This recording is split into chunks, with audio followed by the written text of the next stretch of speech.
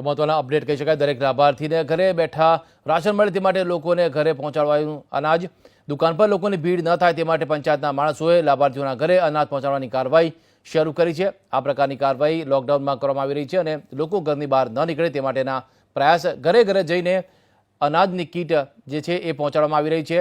મહેસાણા જિલ્લાના આ દ્રશ્યો છે, હિંગળાજપુરા ગામ છે, જ્યાં આ રીતે અનોખો પ્રયાસ કરવામાં આવ્યો છે। રાશનનું જે અનાજ છે એ ઘરે ઘરે જઈને પહોંચાડવામાં આવે છે, જેથી રાશનની દુકાન પર લોકો ભેગા ન થાય, સોશિયલ ડિસ્ટન્સિંગનો અમલ થાય તેના માટેનો આ એક પ્રયાસ છે।